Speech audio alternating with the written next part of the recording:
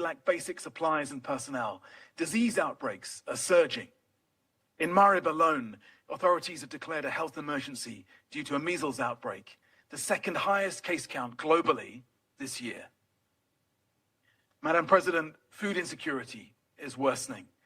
Over half the population is experiencing acute food insecurity. 6 million people, the highest number globally, face emergency levels of deprivation, bordering on famine. In June, over 60% of households reported inadequate food consumption, a trend affecting every single governorate. While these statistics are staggering, they must not numb us. This unacceptable severity cannot become the new norm. The drivers are clear. Regional tensions inflating prices, economic decline eroding livelihoods, and a critical shortfall in humanitarian funding. And meanwhile, I'm afraid that a new threat is emerging. El Niño conditions forecast a 40% reduction in rainfall across key agricultural areas. This will devastate crops, water availability, and rural livelihoods, compounding the impacts of extreme heat and water stress in a country already one of the most vulnerable to climate change. Madam President, access remains a significant hurdle. As you've heard, 73 UN colleagues remain detained by the Houthi de facto authorities, along with workers and former workers from NGOs, civil society, diplomatic missions. Their families live with uncertainty every day. Their release is more than an institutional demand. It is an appeal to our shared humanity. Let them return safely to their families, and let us create the environment in which support and services can be accessed by those most in need, safely, independently, impartially. Between July last year and July this year, over 200 humanitarian access incidents were recorded across the country. Interference, violence against staff, movement restrictions continue to impede, delay, constrain relief operations. Ahead of the UN General Assembly, I will be laying out critical access asks for crises across the world and the specific areas and people that we can reach if we remove these barriers. Madam President, we know that aid saves lives. In 2025, we reached an average of 5.3 million people monthly in Yemen. However, funding shortages, fueled by uncertainty and a lack of confidence, have now crippled our operations. With the humanitarian appeal barely 20% funded, the calculation is simple. When funding drops, rations are cut, clinics close, and protection services disappear. So I thank our largest donors, the European Commission, Saudi Arabia, the UK, Germany, and South Korea, and those supporting the Yemen Humanitarian Fund and the Central Emergency Response Fund. I've just allocated $10 million in initial SURF funding for food security. But this is just a stopgap. It's not a solution. So my three asks of you today, firstly to donors, provide flexible, predictable funding now. We have the capacity to deliver. We need the resources to bridge this chasm between desperate need and the current support we are getting. Secondly, to all parties, protect civilians, ensure principled humanitarian action. Specifically, I call again for the immediate safe release of the 73 UN colleagues, as well as the NGO and civil society workers currently detained by the Houthi de facto authorities. Their families and our shared humanity demand their return. Third and finally, to this Council, please maintain your focus on Yemen. Your unity and advocacy are essential to prevent further suffering and to secure space for genuine progress. The people of Yemen have shown extraordinary resilience, but resilience can never be an excuse for the world to demand that they simply endure more. They deserve, and we must ensure they get, dignity, opportunity, and hope. Thank you. For his briefing, and I now give the floor to those council members who wish to make statements. I give the floor to the representative of the United Kingdom. Thank Special Envoy Grunberg and Under-Secretary General Fletcher.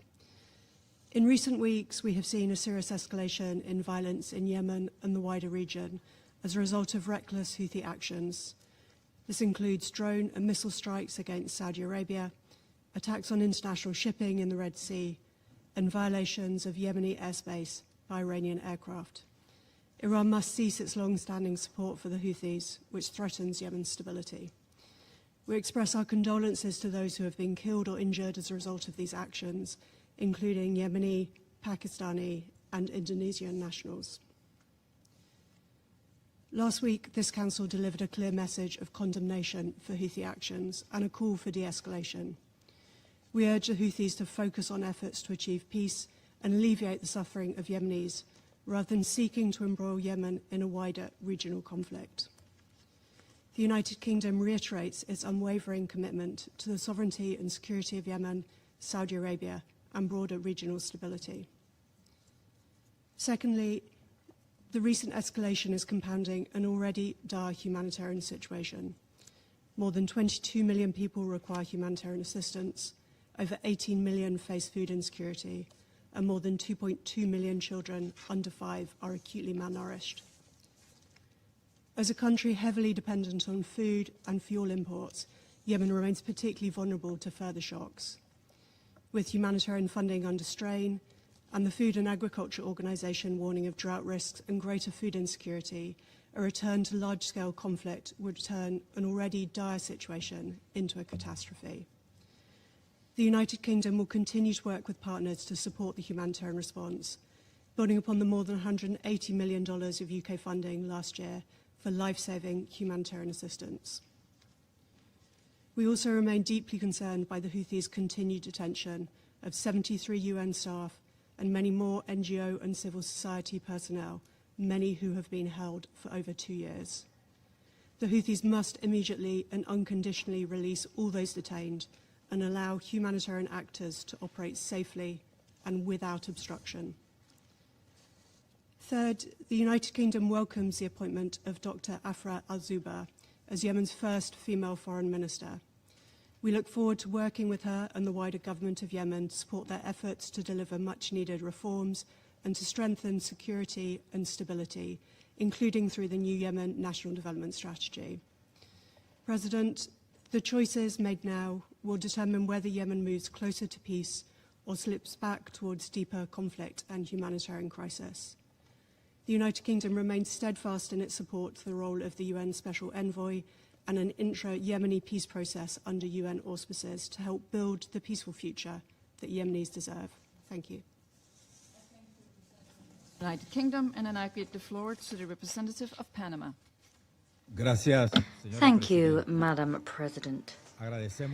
We thank the Special Envoy of the Secretary General for Yemen, Mr. Hans Grunberg, and Under Secretary General for Humanitarian Affairs and Emergency Relief Coordinator, Mr. Tom Fletcher. We thank them both for their invaluable briefings and for their tireless efforts to discharge their respective mandates. Moreover, we welcome the representative of Yemen to this chamber. The humanitarian situation that has been described in tragic terms by Mr. Tom Fletcher is particularly critical if we look at what's going on, and also a source of even greater depression if we look towards the future and how it might play out. President, we note with grave concern and condemn in the strongest terms the recent escalation in violence perpetrated by the Houthis. This has included acts against Yemeni armed forces in Hadrmout and Marib, and the use of drones against infrastructure in Saudi Arabia, as well as attacks on civilian objects and internally displaced persons camps in Marib in the regions of Mocha and Hodeidah. There, regrettably, lives have been claimed and individuals have been wounded. It is a source of particularly grave concern to note that facilities linked to energy supply and port areas have been targeted by these actions. This is a practice which regrettably seems to be becoming the norm in recent conflicts, and a practice whose consequences move beyond the local sphere. At the same time, this escalation is imperiling the truce negotiated under the auspices of the United Nations in 2022 and threatens to once again plunge Yemen into a widespread, large-scale conflict. A new escalation in violence is something that Yemen, the region, and the international community can ill afford. Madam President, the resumption of attacks against commercial vessels in the Red Sea, as well as actions which affect navigation in the Strait of Hormuz and the surrounding area, are entirely unacceptable situations which, as has been tragically demonstrated by the most recent among them, have claimed innocent lives and laid bare the grave human cost of such behavior. These acts not only imperil the lives of seafarers and the freedom of navigation, they also move beyond the sea because they endanger global supply chains, international trade, and energy security. And this has direct repercussions on both economies and the daily lives of people in all countries. And these effects are particularly serious and disproportionate in the global south and the most vulnerable economies. In light of the above, and recognizing that the measures adopted by this Council have proven insufficient in terms of preventing these actions from continuing, we reiterate our appeal for absolute compliance with relevant Council resolutions, as well as with the United Nations Convention on the Law of the Sea. Moreover, we demand the immediate cessation of any act, threat, or attack on commercial vessels liable to interrupt, imperil, or stymie the freedom and safety of maritime navigation. Madam President, regrettably, all of the above is having a direct impact on the people of Yemen.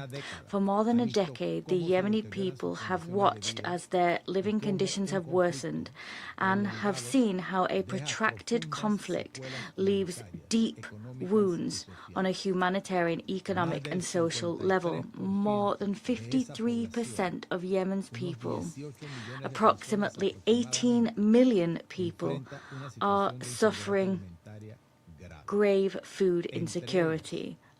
Among this 18 million, 2.2 million are under 5, and 1.3 million are pregnant women, pregnant or breastfeeding women, and they are suffering acute malnutrition.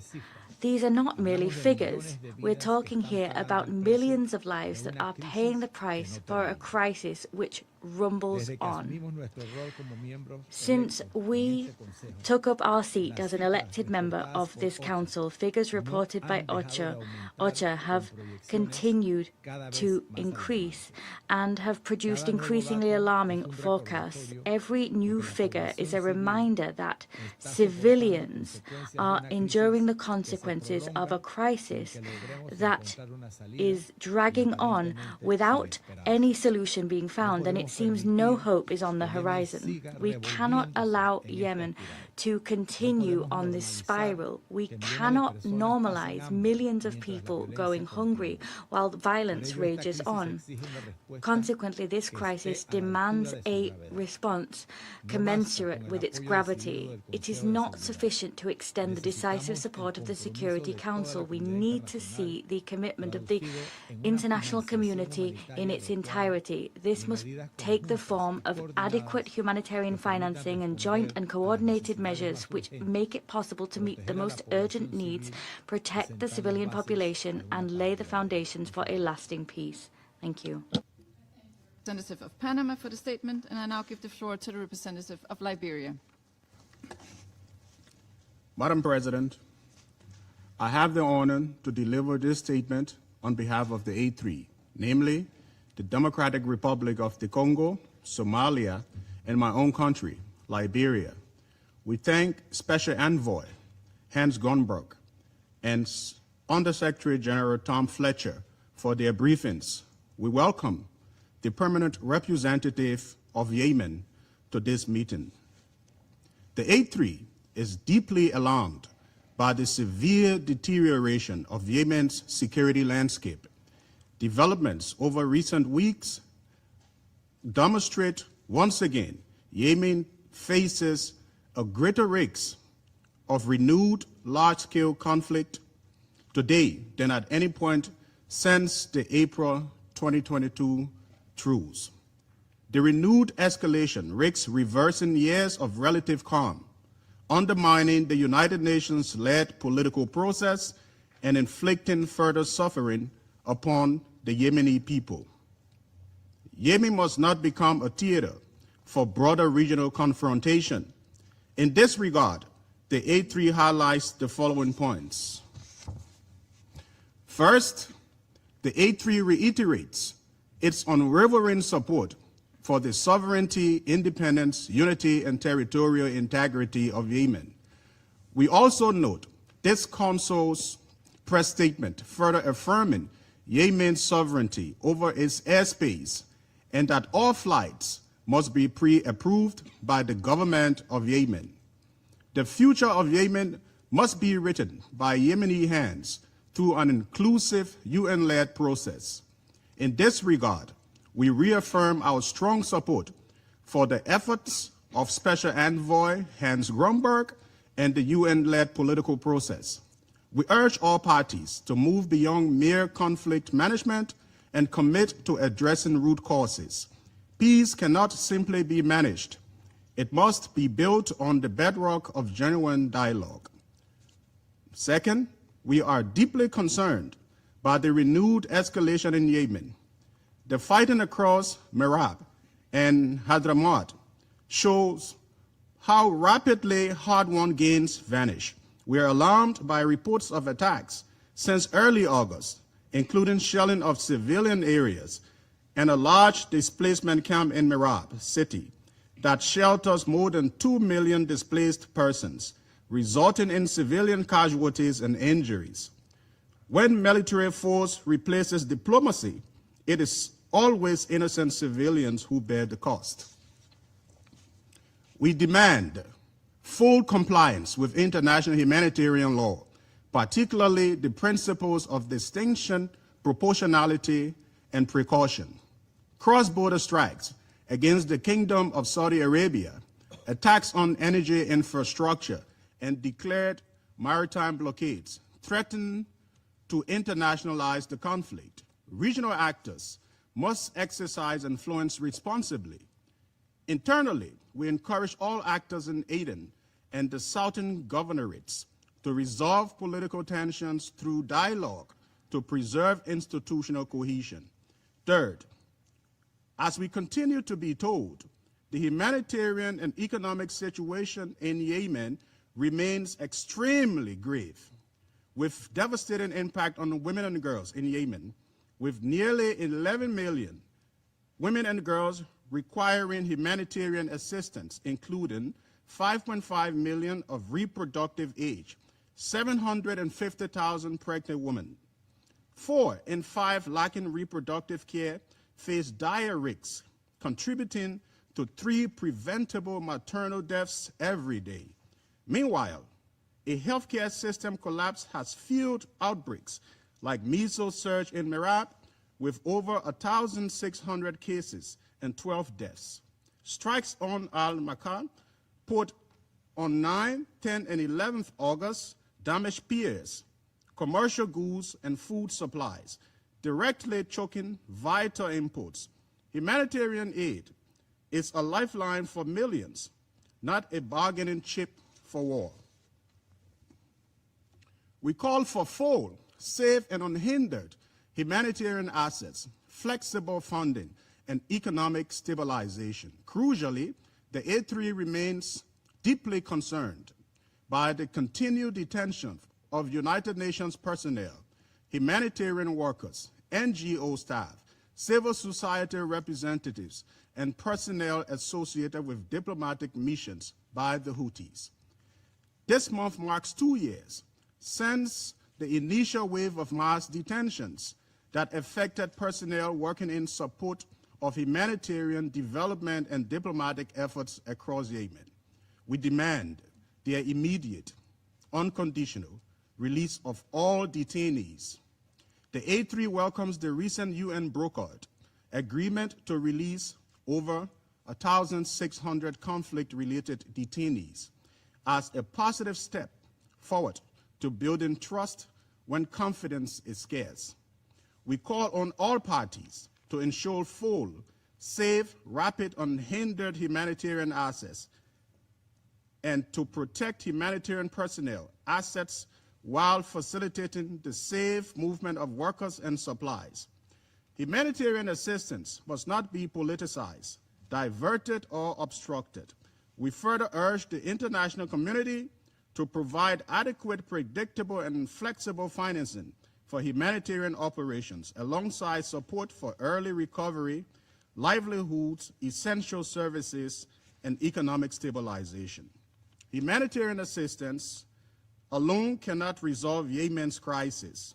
Sustainable peace will require practical arrangements for economic recovery, institutional stabilization, and the restoration of essential public services. Lastly, attacks on commercial vessels in the Red Sea, Bab al-Mandab, and the Gulf of Aden threaten freedom of navigation, disrupt supply chains, and inflict global commodity costs. The strikes on Al-Makal port and the interception of an unmanned explosive vessel approaching its commercial berth prove this threat now directly affects and targets port in an infrastructure vital to Yemen's survival. Given Bab al-Mandab's strategic importance to Africa and global commerce, maritime security and Yemen's political stability are inseparable and must be addressed together. Madam President, there is no military solution to this conflict. The Yemeni people deserve peace, functioning institutions, and economic opportunities. The A3 calls on all parties to step back from escalation, return to dialogue, and engage constructively with the UN process. We stand ready to work with all members of this council to ensure it speaks to this moment with unity and urgency. And I thank you. I thank the representative of Liberia for the statement, and I now give the floor to the representative of the United States. Thank you, Madam President, and thank you to our briefers. On July 3rd, this council convened to address a blatant violation of Yemeni sovereignty. An Iranian flight into Sana'a conducted without the consent of the internationally recognized Yemeni government. Under the pretext of ferrying Houthi officials to the late Supreme Leader's funeral, this flight instead delivered IRGC personnel, including drone and missile experts, directly to the Houthi terrorists. These recent Houthi escalations reflect a systematic campaign to protect regional power and disrupt critical corridors. Since declaring navigation restrictions, Houthi forces have systematically targeted more than 7 Saudi-linked commercial vessels in the Red Sea, along with vital energy infrastructure in Yanbu, Jazan, and Abqaq. These attacks, together with Houthi drone strikes on some of Saudi Arabia's airports that injured civilians, demonstrate a coordinated effort to enforce a self-declared maritime embargo and dictate security dynamics around Bab al-Mandab. In addition, Houthis fired ballistic missiles and drones at territory held by Yemen's internationally recognized government, resulting in dozens of additional casualties over the past week. The link is crystal clear. The Houthis demonstrate active cooperation and alignment with Tehran. They engage in terrorist actions that increase instability in the region and threaten global commerce. The United States stands with the Republic of Yemen government against the Iran-supported Houthi terrorist threat. The United States also stands firmly with the Kingdom of Saudi Arabia in the face of the Houthi threat. We remain committed to regional stability and the free flow of commerce that underpins the global economy. We demand that the Houthis cease attacks against countries in the region and all actions which undermine freedom of navigation in the Red Sea. This includes attacks and threats against commercial vessels. Houthi activities risk drawing Yemen into a regional conflict that does not serve the interests of the Yemeni people. The path to stability in Yemen depends on depriving the Houthis of the resources for their terrorist activities.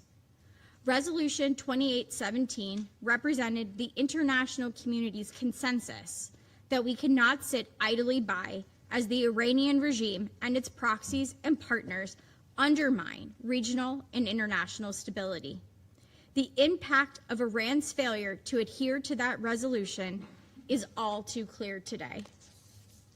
Finally, the Houthis continue to unjustly detain more than 70 UN staff, along with humanitarian workers and other employees of civil society organizations and diplomatic missions, including the U.S. mission. We reiterate our demand for their immediate and unconditional release. We also urge the UN to maintain any and all operations in Yemen outside of Houthi-controlled territory until the release of those who are unjustly detained. Thank you. I thank the representative of the United States for the statement, and I give the floor to the representative of Latvia. Thank you, Madam President. I thank Special Envoy Hans Grunberg and the Undersecretary General Tom Fletcher for their informative briefings. I also welcome the participation of the Permanent Representative of Yemen in today's meeting. Madam President, Latvia remains deeply concerned by the deteriorating security environment in and around Yemen, which has become an increasingly significant dimension of the broader regional escalation. We strongly condemn the renewed Houthis' threat and attacks against commercial shipping in the Red Sea, as well as attacks directed at the Kingdom of Saudi Arabia, and condemn Iran for its continued support of the Houthis, which enables and fuels these destabilizing actions. Moreover, violence is once again intensifying inside Yemen, with Houthi attacks targeting areas under Yemeni government control, resulting in further casualties. Such actions come at high cost. They erode the already fragile prospects for peace in Yemen, fuel regional instability, as well as jeopardize global freedom of navigation and maritime security. They also inflict a profound additional humanitarian and economic burden on Yemen and the wider region. We call on the Houthis to immediately halt all attacks and exercise maximum restraint. At this critical moment, every effort must be made to prevent Yemen from being pulled further into the widening regional conflict and to safeguard the narrow window for peace in Yemen.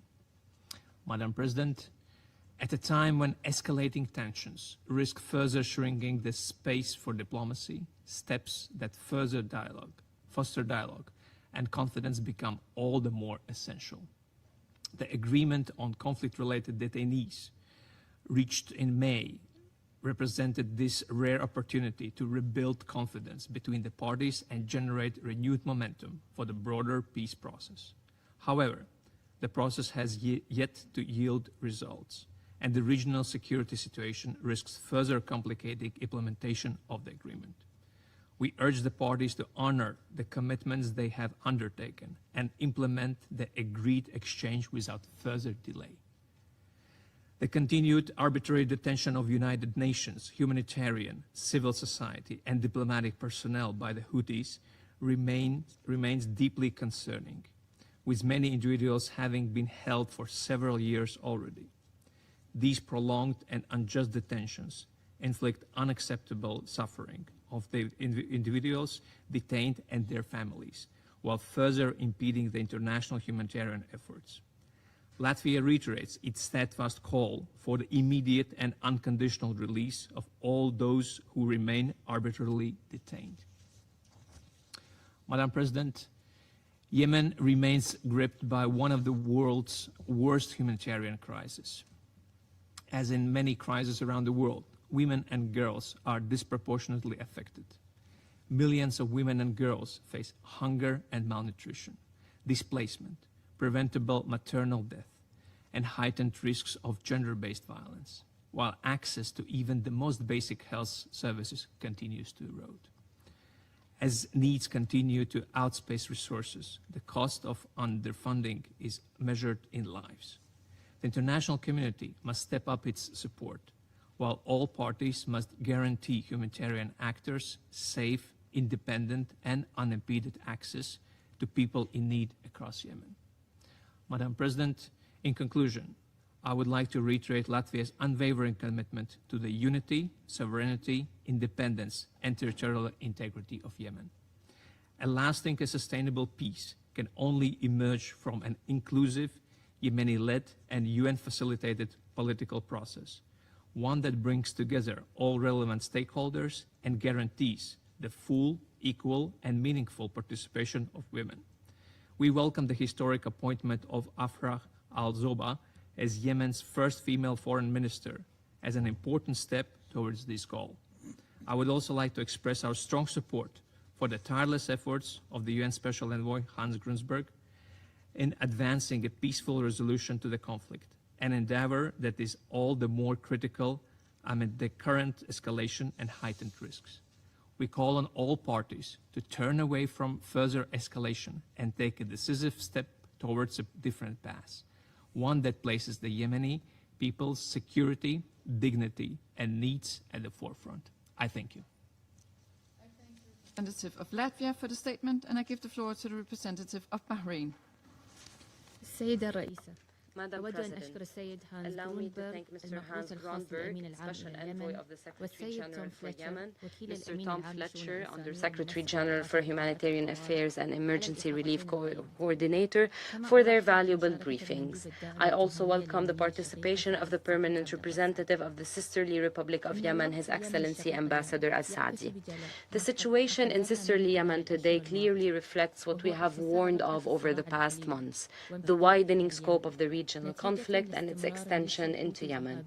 This is a result of the continued pursuit by the Iran-backed Houthi terrorist militia of foreign agendas at the expense of the lives, security, livelihoods, and future of the Yemeni people, as well as the security and stability of the region. The Kingdom of Bahrain condemns the militia's continued violation of the truce and its undermining of efforts to establish peace in Yemen. We also condemn the terrorist attacks launched on August 6 in Ma'rib and Hadramaut, killing and injuring civilians, including women and children, following the targeting of the Jawl Nasim camp in Ma'rib, a site densely populated by displaced persons. We also condemn the repeated terrorist attacks carried out by the militia using ballistic missiles and drones since July 13. These attacks targeted civilian facilities and objects in the brotherly or sisterly Kingdom of Saudi Arabia, injuring a number of civilians. We also condemn the militia's continued threats to the security and safety of maritime navigation and the freedom of international trade in Bab el-Mandeb Strait and the Red Sea, including its attacks on Saudi vessels. My country extends its sincere condolences and sympathy to the Islamic Republic of Pakistan, the Republic of Indonesia, and the families of the victims following the Houthi attack that targeted the commercial vessel Tihama in the Red Sea. We stress our full solidarity with the sisterly Kingdom of Saudi Arabia in confronting these attacks. These assaults not only target its security and interests, but also pose a direct threat to the security and safety of maritime navigation and the freedom of international trade. This is a dangerous escalation that undermines de-escalation and all efforts to achieve peace. We recall the press statement issued by the Council on August 7, which condemned the operation of unauthorized Iranian flights into Yemen, viewing them as a violation of Yemen's sovereignty. The statement also condemned the attacks against the sisterly kingdom of Saudi Arabia. We emphasize the need for the Security Council to adopt a clear and firm stance to protect the security and safety of maritime navigation and to hold accountable those responsible for attacks targeting vessels and shipping lanes. We stress that freedom of navigation in vital waterways, such as Bab el-Mandeb and the Strait of Hormuz, is a fundamental principle of international law that must not be compromised. We warn that turning a blind eye to these attacks will embolden the perpetrators to continue their actions and threats, thereby exacerbating instability and exposing regional security and international trade to further risks. The Kingdom of Bahrain expresses its deep concern regarding the deteriorating humanitarian situation in Yemen and calls for ensuring unhindered humanitarian access to all those in need. We reiterate our condemnation of the detention of UN, international and humanitarian organization personnel and call for their immediate release. We stress our support for the Presidential Leadership Council led by Dr. Rashad Mohammed Al-Alimi and for the legitimate Yemeni state institutions in their efforts to achieve economic stability and meet the needs of the citizens. We stress our solidarity with the sisterly Republic of Yemen and the Kingdom of Saudi Arabia. We stress our support for the measures they take to safeguard their sovereignty, security, and stability. We call for a firm international stance to hold the terrorist Houthi militia accountable and to cut off their sources of funding and armament, thereby protecting civilians and preserving regional security and stability. In conclusion, we renew our full support for the efforts of the Special Envoy of the Secretary General for Yemen, Mr. Grunberg. We emphasize the importance of serious and constructive engagement in the political process to reach a comprehensive and sustainable political solution to the Yemeni crisis in accordance with the 3 terms of reference, namely the Gulf Initiative and its implementation mechanism, the outcomes of the Comprehensive National Dialogue Conference, and UN Security Council Resolution 2216. Such a solution must preserve the sovereignty, unity, territorial integrity, and independence of the Republic of Yemen and fulfill the aspirations of the brotherly Yemeni people for security, stability, peace, and prosperity. Thank you, Madam President. Bahrain for the statement, and I now give the floor to the representative of Pakistan. Thank you, Madam President. I would also like to thank Special Envoy Hans Grunberg and USG Tom Fletcher for their briefings. Madam President, Pakistan is deeply concerned by the recent developments in Yemen. The country today faces a serious risk of sliding back into widespread conflict that could reverse the relative calm that has prevailed since the UN brokered truce of April 2022. The gains made since the truce, howsoever fragile, must not be allowed to unravel. We are particularly concerned by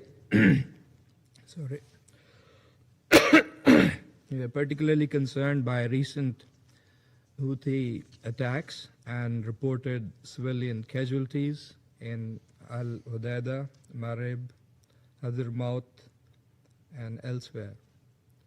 Escalation would only inflict more suffering on the Yemeni people and further narrow the space for diplomacy. Pakistan condemns in the strongest terms the Houthi missile and drone attacks and threats against the brotherly kingdom of Saudi Arabia. Such provocative actions pose a grave threat to regional peace and stability. Pakistan stands in solidarity with Saudi Arabia and reaffirms its unwavering support for the kingdom's sovereignty, territorial integrity, and peace and prosperity. We also strongly condemn the Houthi attacks against commercial shipping in the Red Sea, the Gulf of Aden and Bab el-Mandeb, including the 11th August attack on commercial vessel Tihama, which tragically resulted in the deaths of 3 Pakistani crew members and 1 Indonesian crew member, and injuries to 7 others. Such actions threaten regional security, undermine freedom of navigation, and jeopardize uninterrupted flow of global commerce. The safety and security of international maritime shipping and protection of seafarers must be respected in accordance with international law. Pakistan reiterates its strong condemnation of the continued arbitrary detention of UN humanitarian and diplomatic personnel by the Houthis and call for their immediate and unconditional release. Yemen's acute humanitarian needs must also remain at the forefront of this Council's attention. Renewed fighting, economic disruption, and food insecurity would further aggravate the humanitarian situation. The international community must urgently address funding shortfalls. Madam President, looking at the current trajectory, de-escalation and resumption of a credible political process have assumed more urgency. De-escalation was the key word in the 2 briefings that we have received this morning. Special Envoy called for security and economic de-escalation, while Under-Secretary General Fletcher drew attention to urgency of de-escalation and proactive action on the humanitarian side. We appreciate the efforts of the UN Special Envoy to engage Yemeni parties, regional actors, and international partners, and to explore practical avenues for de-escalation. Pakistan echoes the Special Envoy's call for maximum restraint and urges all parties to halt actions that could trigger further military escalation and to engage in good faith negotiations under the auspices of the United Nations. A Yemeni-led and Yemeni-owned political process facilitated by the UN, grounded in full respect for Yemen's unity, sovereignty, independence, and territorial integrity, remains the only viable path towards a comprehensive and sustainable settlement. The people of Yemen have endured years of conflict and immense suffering. They should not be made to bear the consequences of another cycle of regional and domestic escalation. At this critical juncture, every effort must be aimed at restoring conditions conducive for a political process. And for that, you need the political will that was also highlighted by the Special Envoy, a political process for a durable and peaceful settlement. Pakistan will continue to support all sincere efforts aimed at achieving that objective. I thank you. Statement, and I now give the floor to the representative of Colombia. Gracias, señora Presidenta. Thank you, Madam President. Colombia thanks Special Envoy Hans Grunberg and Undersecretary General for Humanitarian Affairs Tom Fletcher for the information they have provided.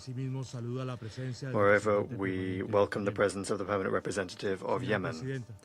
Madam President, Colombia is following the developing situation in Yemen with grave concern, a situation in which the continuation of violence is having a devastating impact on the civilian population. The combination of a sustained economic crisis, worsening living conditions, food insecurity, and a lack of access to basic services has forced millions of people to depend on humanitarian assistance to meet their most basic needs. Faced with this outlook, it is essential to ensure safe, rapid, and unhindered humanitarian access, as well as to mobilize the resources needed to respond to a crisis whose dimensions continue to grow. The growing volatility of the regional context adds an additional element of concern.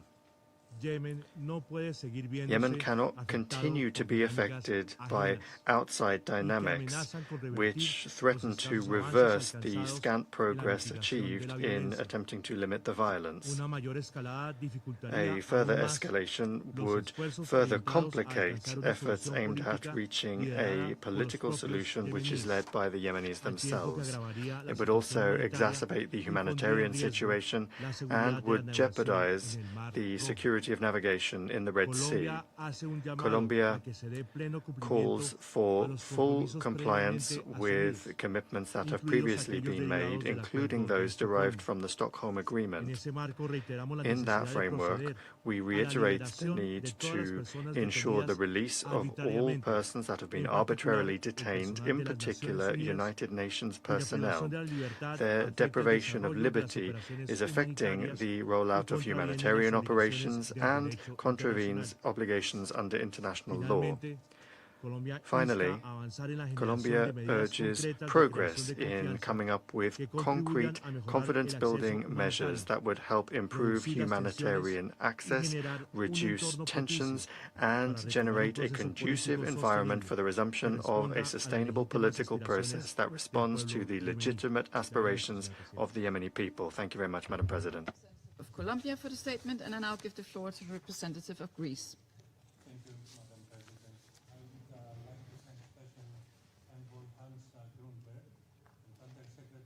General Tom Fletcher for their briefings. I also welcome the participation of the permanent representative of Yemen in today's meeting. Madam President, Greece remains deeply concerned by the recent military escalation in and around Yemen, including continued attacks against commercial shipping in the Red Sea and the increasing use of military force by the Houthis against Yemeni forces and neighboring states. Recent Houthi missile and drone attacks risk further destabilizing Yemen and threaten to draw the country further into broader regional confrontation and to undermine efforts towards a political settlement. We condemn in the strongest terms the continued attacks against the Kingdom of Saudi Arabia, including those targeting its territory and critical civilian and energy infrastructure. Such attacks are unacceptable and pose a serious threat to regional peace and security. We call on the Houthis to cease all attacks, respect the sovereignty and territorial integrity of neighboring states, and comply fully with international law and relevant Security Council resolutions. Madam President, freedom of navigation is a fundamental principle of international law and must be respected by all. Greece strongly condemns the continued Houthi attacks against international shipping and the grave risks they pose to seafarers, commercial vessels, and global maritime trade. The security of navigation in the Red Sea, the Bab el-Mandeb Strait, and the Gulf of Aden is a matter of critical international importance. Developments in the Red Sea cannot be viewed in isolation from the wider challenges to maritime security across the region, including in the Strait of Hormuz. Greece reiterates that freedom of navigation and the right of passage through international straits, including the right of transit passage, where applicable, must be fully respected in accordance with international law, including UNCLOS. International straits must remain open and accessible to international shipping without discrimination, unlawful restrictions, or interference with the exercise of navigational rights. At the same time, maritime security cannot be separated from the broader political and humanitarian situation in Yemen. Further military escalation will not resolve the underlying conflict. On the contrary, it risks reversing the progress achieved since the 2022 truce and further aggravating an already dire humanitarian situation. Greece remains firmly committed to safeguarding freedom of navigation, including through its active support for EU Naval Force Operation Aspides, in accordance with its defensive mandate and international law.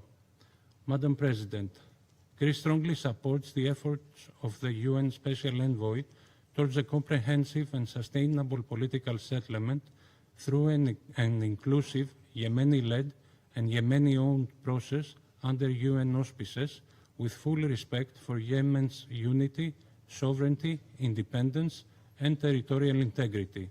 We call on all parties to engage constructively and in good faith with the Special Envoy. There can be no military solution to this conflict. We also welcome the appointment of Yemen's first woman Minister for Foreign Affairs, Dr. Afra Al-Zuba. This represents an important milestone for women's participation in Yemen's political and public life. The full, equal, meaningful, and safe participation of women at all levels of decision-making, including in the political process, is indispensable to sustainable peace. Madam President, the humanitarian situation remains deeply alarming. The international community must ensure that assistance reaches those most in need. We therefore echo the call on donors to provide adequate, timely, flexible, and predictable humanitarian funding to address urgent needs and prevent further deterioration. Humanitarian personnel must be able to operate safely and without obstruction. We reiterate our call for the immediate and unconditional release of all United Nations humanitarian and civil society personnel detained by the Houthis. Their safety, security, and freedom of movement must be respected, and humanitarian access must remain unhindered. In conclusion, Madam President, the message of the international community must remain clear and united. Freedom of navigation and international shipping must be respected and must never be held hostage to political or military objectives. The Houthis must not jeopardize maritime security in the Red Sea, must not drag Yemen into a wider regional conflict, and must not undermine efforts towards a sustainable political settlement. Greece will continue to support the efforts of the United Nations and the international community towards a peaceful, stable, and prosperous Yemen. A durable solution can only be political. I thank you. Greece for the statement, and I now give the floor to the representative of China. President, I thank Special Envoy Grunberg and USG Fletcher for their briefings, and I welcome the permanent representative of Yemen to this meeting. Over the past month or so, the situation in Yemen has escalated sharply, with the intensity of the conflict reaching its highest level since the ceasefire agreement was signed in April 2022. Large-scale clashes have occurred in Hodeidah, Marib, Hadramaut, and other areas, causing significant casualties. Meanwhile, security risks along the Red Sea shipping routes have increased, causing widespread international concern. The most urgent task is to de-escalate the situation and prevent the conflict from further escalation. All parties involved should remain calm and exercise restraint to avoid further escalation. The current escalation in Yemen comes amid growing instability across the Middle East and is the result of the spillover effects of regional conflicts. The crises that have unfolded in the Middle East over the past 3 years are by no means isolated. To properly address the Yemeni issue, we must view it in a broader context of the Middle East, adopt a comprehensive approach to help de-escalate tensions across the region. To this end, I would like to make 4 points. First, we must promote peaceful coexistence among countries. Middle Eastern countries are inextricably linked and are permanent neighbors. Conflict and instability serve no country's interests. Israel and all relevant parties should fully implement the ceasefire agreement to achieve a genuine and a lasting ceasefire in Gaza. The international community should step up mediation, urge the U.S. and Iran to resume implementing the consensus reached in the MOU, creating conditions to resolve regional hotspot issues. We must support regional countries in pursuing dialogue to improve their mutual relations and to build a new regional security architecture that is suited to evolving circumstances. Second, we must fully respect the sovereignty of all countries. Sovereign equality is a fundamental norm of the UN Charter. All countries in the region are equal members of the international community. Their sovereignty, independence, security, and territorial integrity must be fully respected, and the safety of their personnel, facilities, and institutions safeguarded. The Yemeni issue must be resolved through a Yemeni-led and owned process. China supports dialogue and negotiations by all Yemeni parties to resume and steadily advance the comprehensive political process so as to achieve internal reconciliation at an early date. China supports Special Envoy Grundberg in continuing his mediation role. Third, we must firmly uphold international rule of law. The authority of international law lies in its consistent application. It cannot be applied when convenient and discarded when not. Nor should the law of the jungle dictate the fates of regional countries. The international community must jointly oppose the use of force without Security Council authorization. When addressing hotspot issues, the Council must maintain an objective and balanced stance and play a constructive role.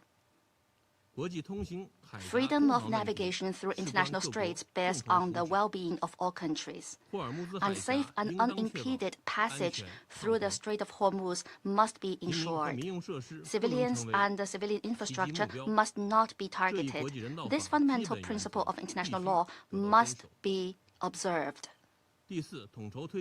Fourth, we must advance development and security in a coordinated manner. Development underpins security. Without sustainable development, there can be no sustainable security. Yemen is facing one of the world's largest, longest, and most severe humanitarian crises, and the international community must take urgent action. China commends the work of USG Fletcher to this end.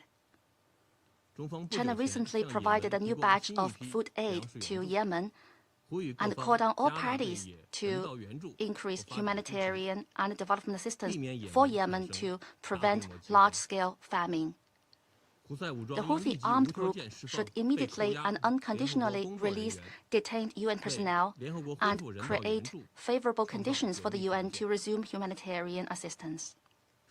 President, China is a true friend of the Yemeni people and firmly supports Yemen in safeguarding its sovereignty and territorial integrity and pursuing peace and development. Together with the international community, we will continue to make unremitting efforts to promote a political solution to the Yemeni issue and restoring lasting peace in the region. I thank you, Chair. I thank you, President. Thank the representative of China for the statement, and I now give the floor to the representative of the Russian Federation. Madam President, we thank the Special Envoy of the Secretary General for Yemen, Mr. Hans Grundberg, and Under Secretary General for Humanitarian Affairs and Head of OCHA, Mr. Tom Fletcher, for their briefings. We are following with growing concern the situation in Yemen. Today, it is facing the most acute military political crisis since the internal truce was concluded in April 2022. Everything began with the landing of civilian aircraft in Sana'a on the 3rd of July and in Hodeidah on the 13th of July. These were incidents that in and of themselves did not lead to any human casualties or material damage. Of course, those flights should have been agreed in advance with the official Yemeni authorities. However, the very harsh reaction to them from the Arab coalition in the form of bombings of the runway at Sana'a International Airport seems excessive, particularly given the civilian and humanitarian significance of this air hub for the Yemeni people. After this, the Ansar Allah movement resorted to the use of force again, including rocket attacks on the territory of Saudi Arabia. The Arab coalition forces, in turn, responded by bombing Houthi-controlled parts of Yemen, including Sana'a, Ad-Dali, and Sada. In this context, the military situation on the contact line has also worsened, with clashes in Marib, Taiz, and Hadramaut provinces. We hope that the belligerents will nevertheless be able to show wisdom and refrain from further scaling up military activities, because the continuation of this current trend could have far-reaching consequences for the entire region. We call upon them to return to the negotiating table as soon as possible and to begin discussing their disagreements through diplomatic means. After more than 6 months of calm, there is renewed turbulence in the Red Sea, where Ansar Allah has attempted to block the navigation of commercial and military ships, explaining their actions as a mirror reaction to the years-long blockade of the northern provinces of Yemen. Unfortunately, there were human casualties. We agree on the need to unconditionally ensure the freedom of maritime navigation, and we roundly condemn any acts that represent a danger to commercial shipping. Madam President, the events surrounding Yemen unambiguously confirm the danger of this conflict remaining unresolved. We have witnessed how the long lack of progress in the Yemeni peace process forced the Houthis to become dragged into a regional confrontation initiated by the USA and Israel against the Islamic Republic of Iran. At the same time, we are convinced that even in these circumstances, the Yemenis do nevertheless have a chance to overcome their internal divisions. International mediation by the Special Envoy of the Secretary-General should now make every effort to immediately resume negotiations on the Yemeni settlement roadmap, to formalize the agreements therein, and to launch a fully-fledged political process. Achieving success in this will only be possible through dialogue, taking into account the fair interests of all of the leading political forces in the country, including Ansar Allah. At the same time, it's important to consistently overcome the parties' antagonism and to curb their bellicose rhetoric. The idea of exerting maximum pressure on any of the parties has long proven to be ineffective in the Yemeni context. For our part, we will continue to provide support for this in the context of our contacts with all Yemeni protagonists and key regional actors. We call upon responsible world powers to similarly support the Yemenis instead of attaching additional conditions to the launch of a political process in the country. We also recall the need for the eventual updating of the normative and legal basis for the Yemeni settlement. Madam President, we highlight the need for coordinated efforts by the global community on the humanitarian track in Yemen. As we heard from the briefers today, in the light of the escalation of the conflict and the growing needs among vulnerable population groups, the amount of humanitarian assistance is, on the contrary, falling. Vital areas such as food security, medical services remain underfunded. We call upon the international community and donors to pay close attention to this and to not discriminate based on geography. We also call for the full lifting of the maritime, air and land blockade of Yemen and the lifting of all restrictions on the delivery of food, medicines and other essential goods to the country. We also recall our support for the efforts of the World Organization's leadership to ensure the release of detained UN and humanitarian personnel. Thank you for your attention. I thank the representative of the Russian Federation for the statement, and I now give the floor to the representative of France.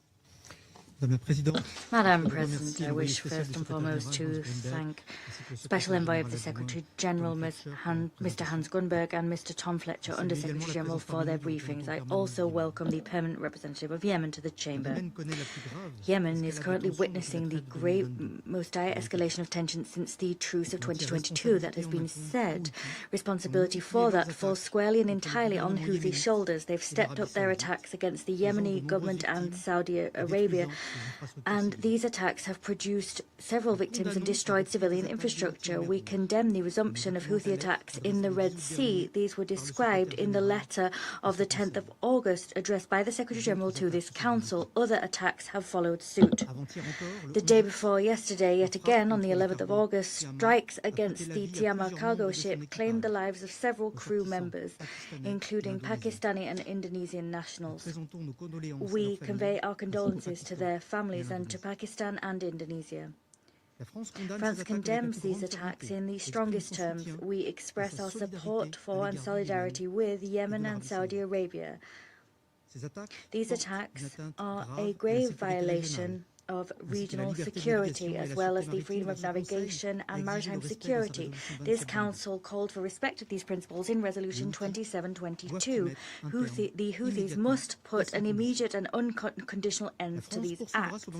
France will continue to remain engaged to ensure maritime security as part of the European operation EU Navifor Aspides. We're doing this in full compliance with international law, with a strictly defensive posture and alongside our European and international partners. President, the escalation in Yemen began on the 3rd of July when an Iranian aircraft touched down in Sana'a without the agreement of the legitimate authorities. That was a direct attack on Yemen's sovereignty. This act is one expression of Iran's destabilizing behavior in the region. These actions must cease immediately and definitively. By supporting the Houthis, Tehran is fueling this crisis and neglecting its obligations pursuant to the arms embargo established in Resolution 2216. France expects that Iran will comply with its international obligations and cease all transfers of military equipment to the Houthis. We issued that very same demand during the emergency meeting of the Council on the 13th of July. Moreover, we are seeing consistent and deliberate impediments placed by the Houthis on humanitarian action. France demands the immediate and unconditional release of all United Nations personnel, workers for non-governmental organizations and personnel in diplomatic missions that have been arbitrarily detained by the Houthis. These detentions, just like attacks against humanitarian personnel, run counter to international humanitarian law, Resolution 2730, and international human rights law. Moreover, these detentions hinder the delivery of aid that the civilian population urgently needs. Madam President, there is no military solution to the conflict in Yemen. France fully supports the legitimate government and its efforts to guarantee the country's security and safety. We fully support the action of Special Envoy Hans Grunberg.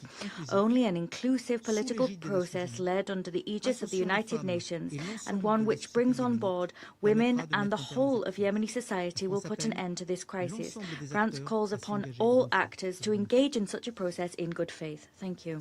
Of France for the statement, and I shall now make a statement in my capacity as representative of Denmark.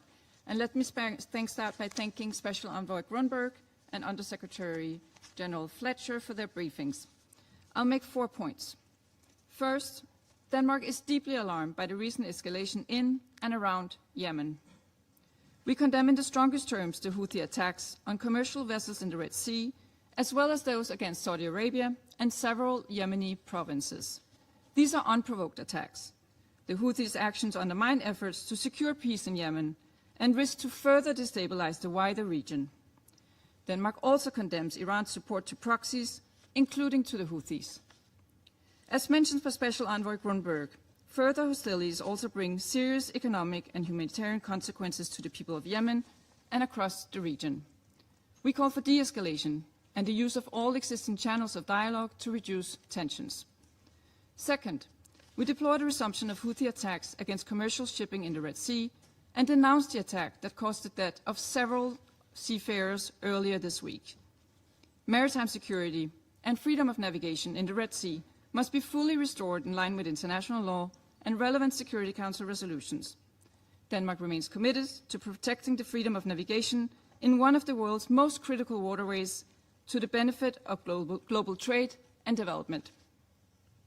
Third, this military escalation is deepening the humanitarian suffering of the Yemeni people. Food insecurity is acute, as Undersecretary General Fletcher has highlighted, with over 53% of Yemenis experiences severe food insecurity. Families are forced to make impossible choices as hunger deepens and resilience erodes. We call for urgent steps to address humanitarian needs and help to close the funding gap in Yemen's humanitarian response plans. Beyond funding concerns, continued restrictions on movement and safety concerns have left many Yemenis districts uncovered by active humanitarian programming. Denmark reiterates its urgent call for safe and unhindered humanitarian access. We reiterate our condemnation of Houthi detentions of staff from the UN, NGOs, civil society, and diplomatic missions, and call for their immediate and unconditional release. Fourth and finally, Denmark believes that peaceful and prosperous societies require genuine inclusion, and Yemen is no exception. Broad representation from diverse Yemeni factions, including civil society, women, youth, and all political constituencies, is essential to achieve sustainable peace. We call for a Yemeni-led and truly inclusive peace process that must build on the meaningful participation of all Yemenis, as also highlighted by Special Envoy Grunberg, and we express our full support to his efforts.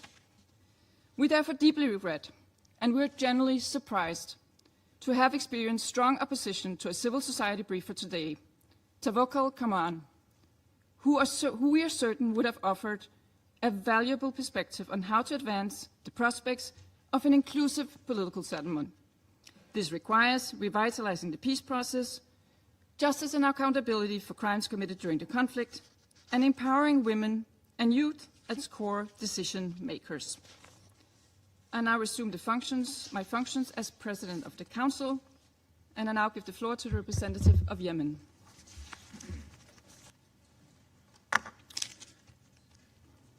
السيد الرئيس، أود في البداية أن أهنئكم سعادة السفيرة كريستينا ووفدكم الصديق على رئاستكم لهذا المجلس في هذا الشهر، متمنيا لكم ولوفدكم الصديق. I wish to congratulate Denmark on assuming the presidency of the Council.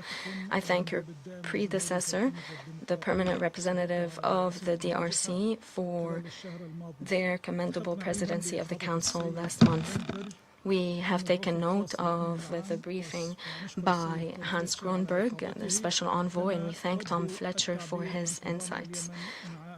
I wish to express our solidarity with the government and people of Colombia following the devastating earthquake 2 days ago, and we wish to extend our sincerest condolences to the families of the victims. We wish speedy recovery to all injured.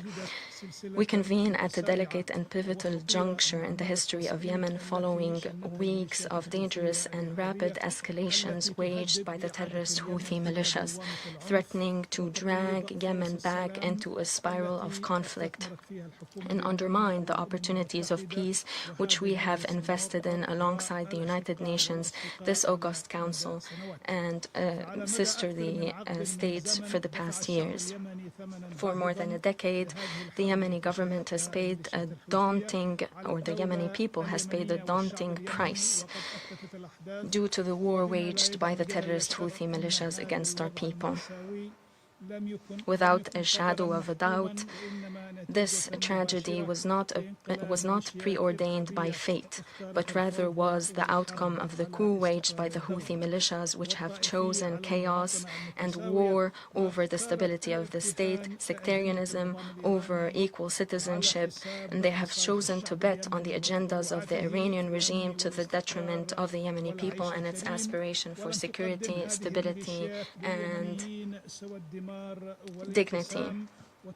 These militias have only brought more destruction and division to Yemen. They have undermined state institutions, targeted the national economy, recruited thousands of children, plundered resources and assistance, and resorted to arbitrary detention and gross human rights violations. President, we witness today violent escalations by the Houthi militias. They have attempted to establish an air bridge between Sana'a and Tehran to transfer weapons and experts through the IRGC-affiliated Mahan Air, designated on the sanctions list. They have targeted commercial vessels in the Red Sea and Bab el-Mandeb Strait. They have targeted the civilians in the Kingdom of Saudi Arabia, and they've used UAVs and ballistic missiles to target the outposts of armed forces, civilian infrastructure, and displacement camps. They have targeted Al-Makha port and vital civilian infrastructure. On Tuesday, they have waged a terrorist attack against Tahama vessel used for trade and the provision of food supplies to the Yemeni people. They have killed 4 crew members, including 3 Pakistanis and an Indonesian sailor. 4 others were injured. A fire broke out aboard and the vessel was damaged. These Houthi militias once again targeted the vessel with another missile following the arrival of rescuers for the evacuation of the injured. This has led to the wounding of one of the rescuers in a deliberate attack targeting a rescue operation. This once again revealed the disregard of the Houthis for the lives of rescuers and crew members, as well as their disregard for the norms and rules governing maritime navigation. This proves that the Houthi militias have pursued a systematic war against the assets of the Yemeni people, its lifelines and economic ports. This demonstrates the danger of keeping UAV and missile and weapon capacities outside the control of state institutions. And here lies a paradox that can no longer be ignored. These militias have propagated for years allegations of a blockade to circumvent their responsibility for the worsening living conditions for the Yemeni people. These militias target today the ports of Yemen, its vital infrastructure. They also target commercial and merchant vessels, as well as food supplies. They disrupt economic and commercial activity and worsen the suffering of the Yemeni people. They have the ones who have turned the territory of Yemen as a platform to serve the IRGC agenda and to blackmail the international community and threaten international trade and navigation. They are the ones who have undermined efforts for peace and prolonged the crisis, dragging Yemen into more destruction, tension, and instability.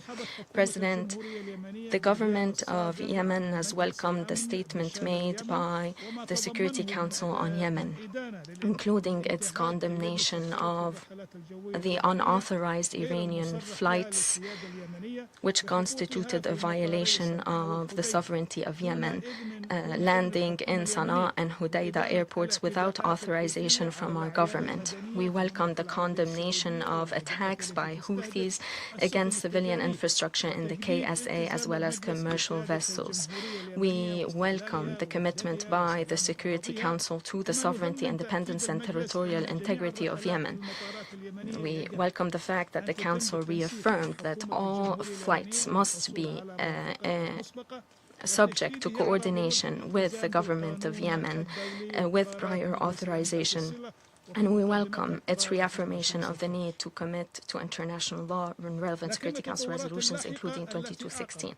However, subsequent developments raise a fundamental question. How can the international community and this august council translate these principles into concrete measures that preserve efforts for peace and prevent the recurrence of such violations? We call upon the international community and the Security Council to build on this position. Condemnation, despite being important, must be coupled with implementation of relevant resolutions, including 2140 and 2216. It must also be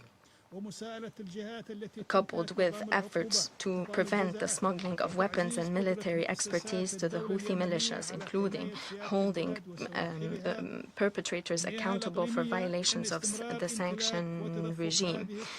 The continuous possession of these weapons and technologies by Houthi militias run counter to the requirements of sustainable peace and constitute a permanent threat to Yemen, neighboring countries, and international waterways. This requires a shift from mere condemnation to attempts to address its sources and means. The behavior of the Houthi militias over the past years reveals a consistent pattern of evading the obligations of peace by manufacturing crises and external confrontations. The Houthi militias attempt to divert attention away from the core of the Yemeni issue And today, this approach is no longer limited to simply avoiding national obligations. Rather, it's become a permanent means of blackmailing the regional international community and creating successive crises so as to gain time and to impose new realities on the ground by force. However, these attempts will not change the fact that peace in Yemen requires addressing the roots of this conflict, ending the coup, restoring state institutions, and complying with the will of the Yemeni people, as well as the agreed-upon political framework of reference to resolve the conflict. Madam President, the state will continue to extend a hand towards every sincere effort that would lead to a peace that is genuine, sustainable, and just, that ends the coup, that restores state institutions, and that safeguards the dignity of all Yemenis and achieves the security, stability, and peace that the Yemenis deserve. Here, the Presidential Leadership Council and the Yemeni government reaffirm their commitment to peace and to positive engagement with all regional and international initiatives and efforts that aim to end the war and alleviate the suffering of Yemenis. We stress that the peace we desire is one that addresses the roots of the crisis, that resolves the causes of the war, that restores the authority of the state and its institutions, that protects the rights, freedoms, and equal citizenship and the rule of law. A peace that would ensure the state's exclusive monopoly over weapons and legitimate means of force. A peace that respects the sovereignty of the Republic of Yemen, the security of neighboring states, and international maritime routes. We do not seek a peace that grants militias another opportunity to regenerate themselves and to prepare for a new cycle of conflict. We once again affirm that the intransigence of the Houthi militias and their repeated rejection of all calls and initiatives aimed at resolving the Yemeni crisis reveal their lack of seriousness regarding a comprehensive political settlement, and they insist instead on continuing the war, on shedding Yemeni blood, and on perpetuating the suffering of the Yemeni people. We also affirm that this state will no longer accept this continuation of this policy of blackmail and threats and intimidation. We will not allow the decision for war or peace to be usurped or permit the course of events to be dictated ultimately to the Yemenis or to regional and international peace and security. The stability of Yemen is fundamental for the security and stability of the region and the world, for the safety of international navigation and global trade, and the protection of global supply chains. It is important for the reduction of terrorism and organized crime, and for curbing irregular migration, and for preserving the principles of international law that are based on respect for state sovereignty. This cannot be achieved without a peace process that is founded on bold political steps that affirm that there is no future for any group that challenges the Yemeni state's exclusive authorities, retains weapons outside state institutions, or claims for itself a political or divine or religious or hereditary right that supersedes the will of the Yemeni people and the rule of law. Madam President, the government of Yemen continues to implement its program of economic, financial, and administrative reforms. We continue to improve the efficiency of public institutions, to enhance transparency, develop resources, address imbalances, and strengthen the independence of oversight bodies and improve the investment climate. This is coupled with the unification of security and military decision-making circles and empowering state institutions to undertake their responsibilities across all the governorates of the state, as this is the only true guarantee of lasting security and stability. The government is also working on resuming oil exports and restoring the state's sovereign revenue so that they can be directed to serve the Yemeni people. Foremost among these priorities is meeting the basic obligations of the state, paying the salaries, improving services, and supporting economic stability. We also are working to ensure that Yemen's wealth benefits all Yemenis, rather than remaining hostage to the threats and extortion of the militias. The institutions of the state would not have been able to remain resilient and able to fulfill their obligations without the sincere, fraternal support of the Kingdom of Saudi Arabia and its continued support, political, economic, and humanitarian. This support has helped preserve the cohesion of Yemeni state institutions. It has alleviated the suffering of the Yemeni people and has funded and implemented vital projects and strengthened prospects for recovery at all levels.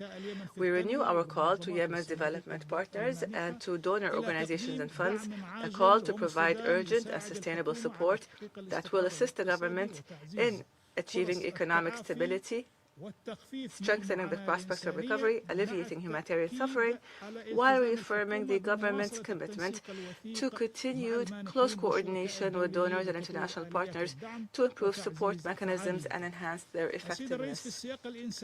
Madam President, in the humanitarian context, the Yemeni government has demonstrated its commitment to cooperate in order to ensure the success of the agreement reached under UN auspices for the release of 1,600 prisoners and detainees.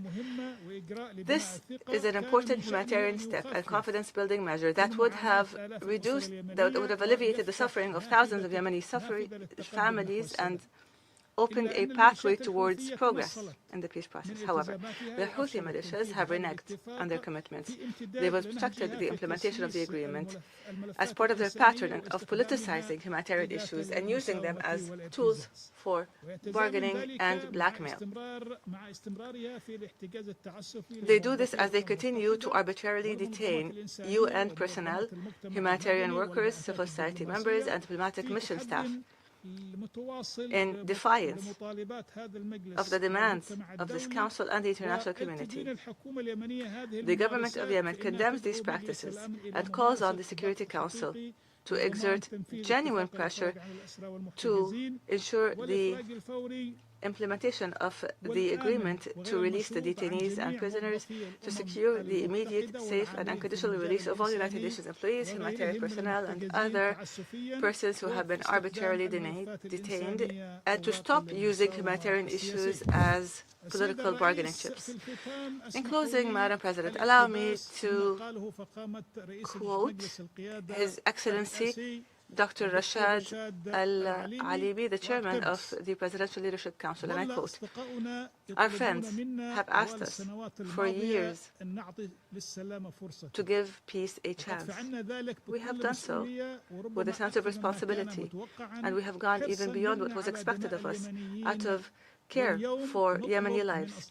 Today, we ask our friends and this esteemed council to give the state a chance as well." End quote. We are not asking this council to simply show solidarity with the Yemeni government.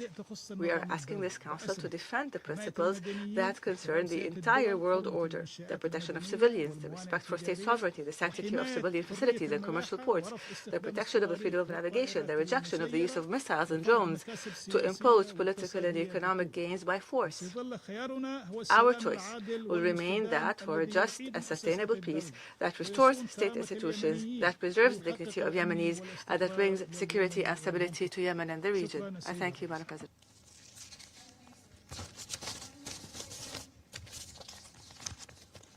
No more names inscribed on the list of speakers. The meeting is adjourned.